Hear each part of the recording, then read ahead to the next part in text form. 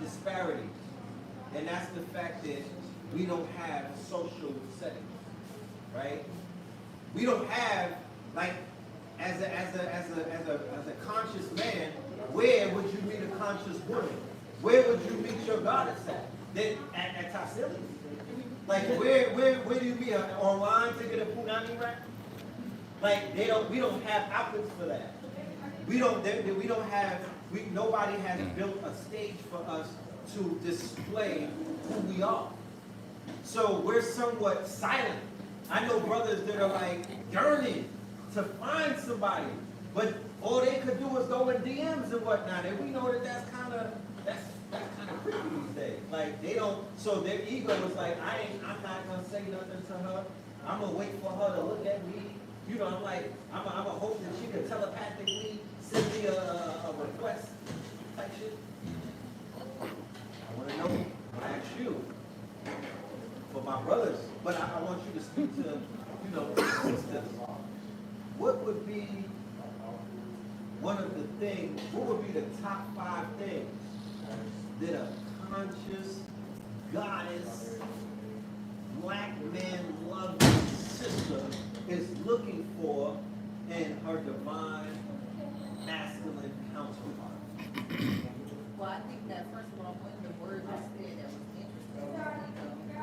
Yeah. And if a man is in a relationship with ego, he doesn't have room for that.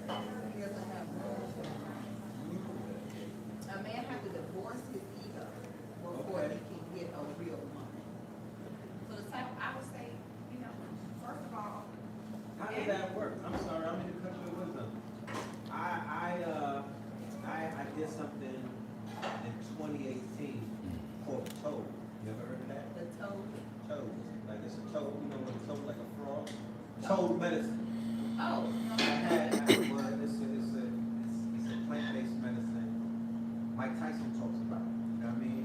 like a mushroom? It's bigger than mushroom. It's the most. It's at the pinnacle of the healing journey. It's called the God molecule, and I went through what is called an ego death. I actually experienced ego death twice, and one of the things that I realized with the ego death is, yes, you can kill the ego, but you're gonna come back, because when I had the ego death, I left the body, but immediately, as soon as I got back in the body, the ego was there.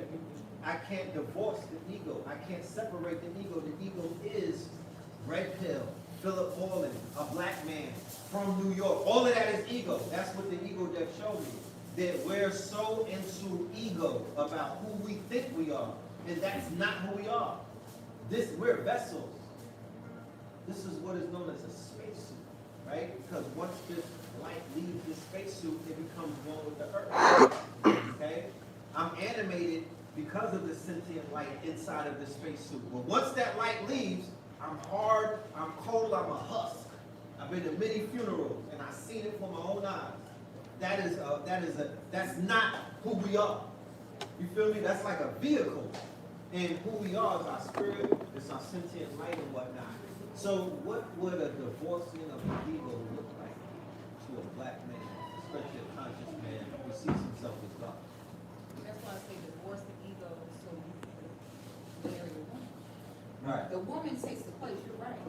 If you try to divorce your ego and leave it empty, it's an empty hole. Right. You divorce the ego and you fill it with your woman. The ego is nothing but a invisible peanut gallery of dudes on your shoreline. You want to talk to you about that? Oh, and so too many times the man ends up appeasing the ego, which is the invisible audience. You're not the main character in other story. No one is really looking. You really can do what works for you as a man. Right. But when you got an invisible peanut gallery of dudes talking under their breath, like, you can't allow that, you end up appeasing that and neglecting the woman. You can never please her. Right. And I think when a man realizes this is just all in my head, this is just an ego thing of, trying to appease the visible peanut gallery, it's not even real. My woman is real. That's what I mean by divorcing the ego and marrying your woman. So I would say this, the number one thing I've seen that's turned on to those women is number one, a man with no plan. A lot of men, they see a pretty flower, ooh, that's a pretty flower. Right. And they go pick it. Ooh, You ain't got no water, no Right. veins, you ain't got no Soil. sun, no Right. soil. And a woman, if you pick a woman up and do not have vehement direction, not know, let me test you for 2 years and see how it goes. Not know, I already know what you're gonna prove to me you're not that. Feminine women of quality don't do that. You can't, I don't care how much you work on yourself as a man, you can't never present yourself to a quality woman like this. I'm Right. here. Right. I got the money, I'm handsome. Right. Come on, it will never have shit. It'll never. Women that You are gotta truly, lay out something. women in their true femininity, I don't care how great you are, you have to come to her. So I see a lot of brothers be like, well, you need to wait till she chews on you first. What do they say if an animal come up to you and be too friendly? A wild animal come up to you, what they say? It might have rabies, right? Right. They're like, if the animal just come up to you Right. and is overly, and he's not afraid of you in a way, Right. stay away. There's probably something wrong. Right. Why would you want a woman who chose you? Why would you want a woman who came up to you and offered herself rapidly to you? She had rabies, which the men always figure out later on was free cost of voting when it comes to women. So the first thing is, I see too many brothers, they don't want to hear what a woman got to say about women. I don't care how big of a player you are, how many women you slept with, I don't care. You're not a woman. Right. The same way women, we need men who are not trying to sleep with us to guide us. Right. Men need the same thing. I don't get how we really divide ourselves by thinking that one of us needs some and the other don't. Whatever one of us needs, the other also needs. So you say counsel Counsel. from the opposite sex. Yes. That you're not intimate with. Yes, and she somebody. has no dog in the She fight. don't got no dog in the fight. Yeah, She's just there as the home. you need to listen to her. Like how y'all got hairdressers. You know, gay. Gay man to give a straight woman advice about men, no. That's He's not what a I man. see. Gay men want straight men. I'm not, Right. you want straight men. Right. Gay men, they're always gonna discourage the relationship because they want the man for themselves. So I'm not gonna listen to a gay man. A straight man, absolutely. But it's also different for women and men. Right. It's easier for a man to find a woman, even if she's an older woman. You know, find a woman that you feel like, okay, she's like, a lot of men do not, they don't listen to a woman. You have to listen. You're not a woman. I don't care how much you think you got it figured out. You're gonna be open right. You said that because what stops men, in my humble opinion, from taking that advice is the ego. And he thinks she's gonna give advice to benefit her. That's why I say a woman does not have a dog in their fight. Right. But I know some men that be like, Share, you know, like, I subscribe. will take her advice, but I listen to no woman. listen Make to me no a sandwich. woman. Right. And because of culture, and it's like, I was having a conversation the other day with a sister from the West Coast. And she was sharing with me about some of her experiences with men from the West Coast. And I said to her, you know, men from the West Coast and the East Coast, we're a little bit different when it comes to our women because of the culture. We don't call our women bitch like that. You know what I mean? At least where I'm from, we don't call them hoe, we don't call them bitch. We're not pro-prostitution. We don't put them on the strip. You know what I mean? We not heavy-handed and whatnot. But when you come from places like Oakland, when you come from pimp cultures, that's what you've been reared to be like, yo, what up, bitch? You know what I'm talking about? That's how. So there's people who are traumatized by being with certain men from certain regions and certain cultures and whatnot. And then they look at other men that are not from those regions, and they be like, yo, that ain't what we do. You know what I'm saying? So I can't even really chastise what they do, because that's what they do. That's the culture. I'm doing my best to destroy all of the culture aspects of it, but we gotta still keep in mind that different cultures deal with their women differently. Not to say that it's a plus and whatnot, but that's just a different culture. Imagine going to Oakland and whatnot, and you hear a dude say bitch, and you like, who you calling a bitch? The whole street gonna stop and be like, nigga, what? So it's like when you're in somebody else's foreign culture, you kind of got to sit back and see how they deal with their women and how they handle their women and what their proclivities are, because you know that that's not how we handle our things. Even when you go outside the country, they deal with their women differently. I went to South America, the macho, you know, what they call the machismo, what's the word? Machismo. Machismo. That shit was on 1,000. They be like, yo, give me a sandwich type shit. Like, they don't even, you know what I mean? And but there's an aspect of them handling their women with love and care that I didn't see in our culture. But there was also an aspect of I'm the man and there's no we ain't even, you know, there's no question about that. So, you know, cultures are different. And because we're in hip hop, the cultures are all in one pot now. So now a nigga from Brooklyn grew up on Too Short. So he's living vicariously through Too Short, and he's like, all of these hoes is bitches, and that's how I'm gonna dress them. You know what I mean? And then there's somebody in Boise, Idaho, he grew up listening to Snoop, and he's like, you know, that's how he's moving. But then other people ain't moving like that. So that's kind of, that's interesting. But the thing that you said about the ego, I do respect that. I do want to pivot a little bit into something that I'm also seeing, and that's 50-50. And that's the role of the modern wife with like corporate America versus independence versus being a team with her husband, right? So I'm of the mind state, and you know, it could be you know, I could be flawed in my theory or whatnot. Then if I'm with a woman, if she's gonna get up early in the morning and go punch a clock and call another man a boss and help brand that man, because it's not just you, you're not just working for a company, you brand in that company. Like you believe in that company, your life force, your energy. You know, when I ask you, what do? You bring that company up. Oh, you know, I work for this and that person. I didn't ask you, I said, what do you do? You know what I mean? So it's like, I don't feel that a woman going to another man to help their dream become a reality is going to pour into their husband or their loved one the same way if she was locked in with that man and they were the business.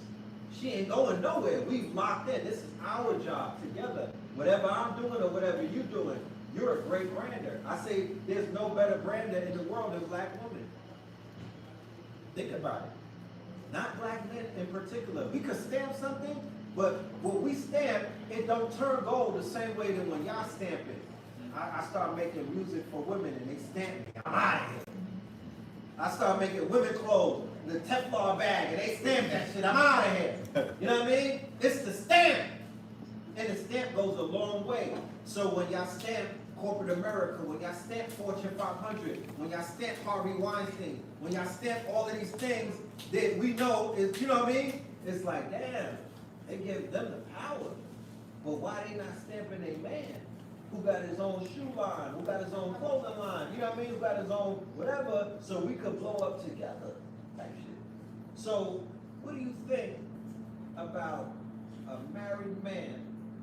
And this year, because we're in the age of the entrepreneur. If I had this conversation 20 years ago, it might not have hit the same. But because we're in the age of, now I'm gonna give you the ages that we're in. We're in the age of the entrepreneur, we're in the age of the passion economy, we're in the age of the creator economy, we're in the age of the gig economy.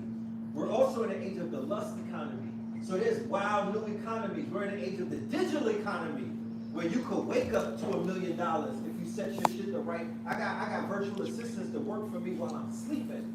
And there's no better feeling to wake up to a bag that you didn't really have to work for. You just paid for. You paid somebody their fee, but then they went ahead and quadrupled your money while you was asleep because they're in a different time zone. So what is your theory or what is your thoughts about this new paradigm of melanated couples, you know, cutting off 9 to 5 and getting it in together? And the woman stamping her husband or her man. I guess how it's supposed to be different. Because that's why married men and men with a woman by his side go further. Because once someone sees a woman with you, they feel, okay, he's good, you trust him. Right. When they see a man standing alone by himself, we don't know what you might have going on, you know, but something about the presence of a woman allows other people to trust the man. So I feel that's how it should be. Your woman is supposed to be like your personal assistant. Can I add on to that? What's the most powerful piece of the chessboard? Okay. So a man without a queen, you're not playing chess. Because it's not really the king that they're paying attention to, it's really the queen. And if your queen can get checkmated by anybody, fam, then it's game over for you. Henceforth, why, you know, a man would tell his wife, I don't want to see you smiling and beguiling in everybody's face. That might be the op. So when we sending our women into corporate America, that is the other side of the chessboard. And they are checkmating our women. You feel me? Because a queen could go in a room that a king can't go into. They'll cut your head off in certain rooms where they won't cut your head off. However, a queen in a room with no protection, she could get checkmated. You dig what I'm saying? Henceforth, why it might not be her king with her, she might have a bishop with her to protect her. You know what I mean? But y'all go in rooms that we don't go in. Okay? So when they see a certain, that's why presidents, CEOs, and people in power and whatnot, like you said, they have to produce a queen. Because this is chess. Henceforth, why Jay-Z became more powerful when he got that queen piece. But if anybody ever said that they slept with Beyonce while he was with her, he's no longer Jay-Z. Game over. Checkmate. Checkmate. So, yeah. You want to, I just interjected, but you were still No, building on the point. I think that, and I don't recommend for women necessarily to like, you know, roll up their sleeves and like get their hands dirty with a man. I think women should always maintain their feminine frame. But I think that for a man that is building something for himself, Yeah. the woman should be maybe effortless. Where his only, men operate best where his only focus is building what you're building. You know, what you need from me. I might not roll up my sleeve and be in the mud with you. You know what I'm saying? I might not be sweating and slinging a hammer with you to build with you. But I'm gonna make building for yourself easy as possible. Whatever you need from me, yes, I'm gonna be standing right by your side, kissing babies, waving, absolutely. I think too many times the reason why they say couples divorce over money is because everyone is on their own independent search of the dollar. As opposed to, like you said, merging together, stand for your man, you know? Be listen to your man. Man, I just see men every week spend hours worried about dry cleaning. What am I gonna eat? Do I have clean sheets to sleep on? Just wasting time. So I say women have to be very careful on how she helps build a man. Okay, you don't wanna look a man building with a man. You want to build like a woman. Always never let him look at you when you're doing the same exact thing he's doing. There's no point in that. Right. You know, you want to complement what he's doing. But I think if more couples did that, I think we'd be better off economically for sure. One of the most demanding jobs that I've ever seen a woman partake is motherhood. And there's a dichotomy these days where mothers are burnt out. They're like, yo, I gotta cook, I gotta clean, I gotta raise these children or this child, but I want a bag too. I want to feel like I got my own. You know what I mean?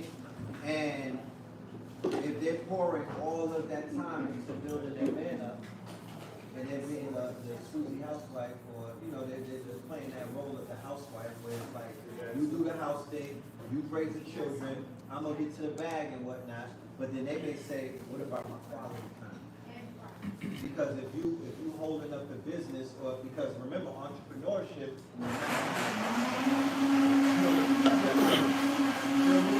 So the man might be working 20 hours. He might be grinding like how he did it out the mud, 3 days straight, no sleep, no, you know what I mean? Just I'm getting it in, I gotta get this back and whatnot. And then the woman feels reflected. And then she's stressed out because she's like, I'm doing all of these roles and whatnot, but where's my soft life?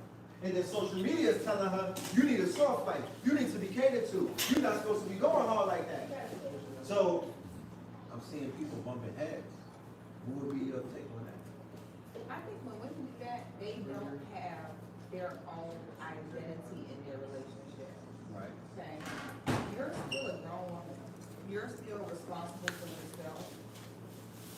You were a woman before you were a wife. I think a lot of women, they become a wife, now they cut off all their friends, stop talking to their family, stop talking to their community. That's where they go wrong. As a woman, whether you're married or single, women, please keep your community intact. Please keep a life for yourself intact. Right. And a lot of times a woman get with a man and now she expects this man to do everything for her. Right. You gotta please her sexually, spiritually, financially. It's a lot. Right. And that's why some men will go get another woman who I can just hang around her and have a good time. Right. I gotta be her therapist when I'm around them. Like, so I think married women, please keep your female friendships intact.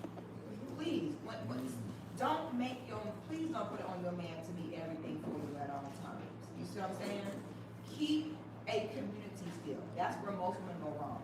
And if you're with a man that wants you to cut off all your family, all your friends, cut off all your money, and you feel as though, oh my God, I don't have my own money, I don't have anything for myself, you're not with a man who was a provider. If you feel as though you're taking, if you're a stay-at-home, if you're a homemaker, Right. and you feel as though I need my own money because I feel I'm imposing on him, you're not with a provider, or you probably force that relationship on that man. He don't really want to be there. But a man that truly wants a homemaker, the woman will never feel like, I gotta have my own money, I don't want to bother him, like it's completely over. So that women have to be careful, get with a man that actually likes you. That way you don't have to feel as though you're bothering him for your needs. You know, if you want to make your own bag, go ahead and do it. Women also have to speak up. Women don't speak up in many ways. A lot of women sit and just do without it, which I don't understand. Whether it's in the bedroom, whether it's financially, speak up on what you need. A lot of women don't do that. So I tell some women, they just feel like, no one helps me. But if you tell them, make a list of 5 ways your loved ones could make things easier on you. Well, you're addicted to complaining. You don't even know what you would need to make things better for yourself. Women learn how to censor their emotions. I feel frustrated. Right. What do you need to not feel frustrated? That's the part we go left at. We don't know that. So if you're a woman who's a homemaker, you feel frustrated. I'm sorry, the woman runs logistics of the home and cleanliness and meals. Sit your family down. Hey, Right. you know, on Tuesdays it would help me if you would go to the dishwasher or if you mop on Wednesdays. And if you express to your family the little ways that they can help you and they don't do it, Right. that's a whole different problem. Sometimes we mask bigger problems under, you know, smaller ones, but this is why women take your time in finding the right man, the man who doesn't want to see you suffer. You know, it's super weird. If a man can see you struggling and flustered, you know, and just sit there, that's not your guy. So I think women, you know, choose your mate carefully. Actually express very plain and clear what you need. Do you even know what you need? And women should take time to really think about that. No, it has because I'm a slave. Women refer to being a wife as being a slave. Wow, that's crazy.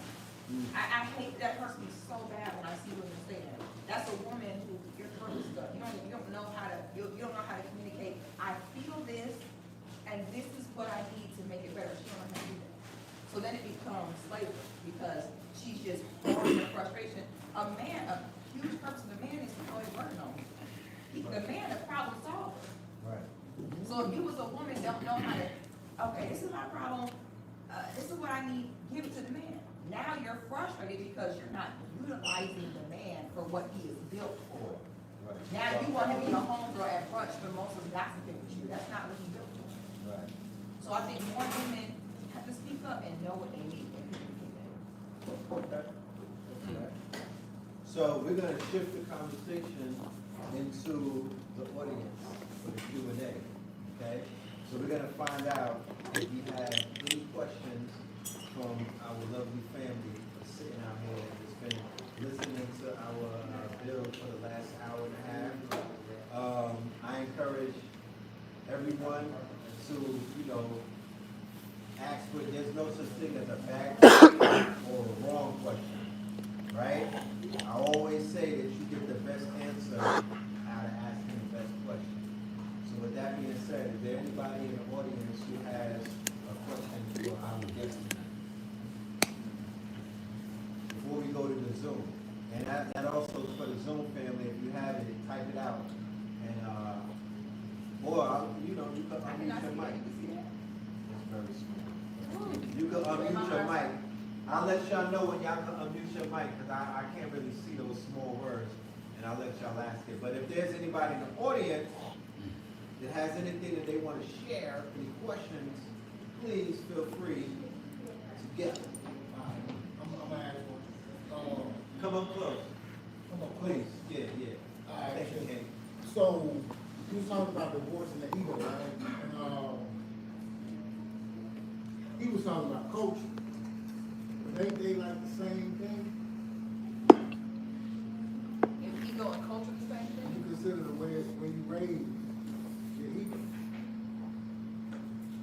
No, I think the ego is personal. I could be wrong. The female ego is personal. No, not the female. I'm saying we telling the man to divorce his ego for the woman. But the ego be the culture he raised. Ego normally is personal. Your ego is normally your shadow. Like wherever you lacked in some place, your ego speaks real loud there to compensate for that. So normally, whatever your shadow work is, you know, somebody say, as a kid, everyone say, you talk too much. God, you don't never shut up. Right. Then you grow up, and a woman say, hey, you know, we're gonna go here, we have to propose a toast. Babe, make sure you keep it short. Would you say I talk too much? You see what I'm saying? Right. You going back, that's your ego is personal. Whatever your shadows are, you know, whatever your dark place is, your ego speaks loud to protect that. So to me, it's on a case-by-case basis with each person. What might trigger one man's ego is nothing to the next man's ego. You talking about the men around him, if they're like in certain cultures, it's like the man sits like this and the woman sweeps under his feet, and you speak like, so the men might say, why you sweeping? Ain't she supposed to sleep? I'm speaking like you talking about the pimp culture in Oakland and the different culture here. Would Yes. the pimp culture be a part of the ego at that point? What's your definition of ego? Well, ego is personality. It's confidence at times, things like that. So I'm saying like You talking about the programming, the like training, the mental programming they under. Ego is molded through culture. I think that's what he's trying to talk about. Okay. right. So would he have to divorce a part of that culture to actually be with, you know, have space? I see what you're saying, how the culture might shape the ego. I can see that. So a man should